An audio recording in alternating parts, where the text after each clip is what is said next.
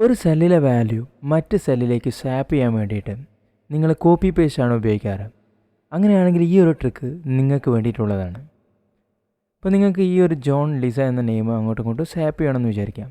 അപ്പോൾ അങ്ങനെ സ്വാപ്പ് ചെയ്യാനായിട്ട് നിങ്ങൾ എന്ത് ചെയ്യാം, ഈ ഒരു ഏരിയയിൽ അതായത് എഡ്ജിൽ എവിടെയെങ്കിലും മൗസ് പോയിൻ്റർ വെക്കുക. എന്നിട്ട് ഷിഫ്റ്റ് പ്രസ് ചെയ്തിട്ട് അതിൻ്റെ കൂടെ ലെഫ്റ്റ് ക്ലിക്ക് യൂസ് ചെയ്യാം.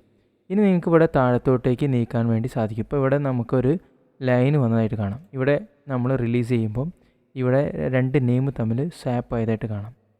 സെല്ല് മാത്രമല്ല, നമുക്കൊരു റേഞ്ചും വേണമെങ്കിൽ അങ്ങനെ ചെയ്യാം, അല്ലെങ്കിൽ ഒരു റോയോ കോളമോ എന്ത് വേണമെങ്കിൽ അങ്ങനെ ചെയ്യാം. അപ്പോൾ ഞാൻ ഈ ഒരു റേഞ്ച് സെലക്ട് ചെയ്തിട്ട് ഇവിടെ എഡ്ജിൽ മൗസ് പോയിൻ്റർ വെക്കുന്നു. ഷിഫ്റ്റ് പ്രസ് ചെയ്ത് പിടിച്ചിട്ട് താഴത്തോട്ട് ഡ്രാഗ് ചെയ്ത് കഴിഞ്ഞാൽ ഇവിടെ മൗസ് റിലീസ് ചെയ്യുന്നു. നമുക്ക് ഈ ഒരു റോ മൊത്തം അല്ലെങ്കിൽ ഈ ഒരു റേഞ്ച് മൊത്തം അങ്ങോട്ടും ഇങ്ങോട്ടും സ്വാപ്പായി. അതുപോലെ നമുക്കിവിടെ കോളം മൊത്തം സ്വാപ്പ് ചെയ്യണമെന്നുണ്ടെങ്കിൽ ഈ ഒരു കോളം മൊത്തം സെലക്ട് ചെയ്യുക.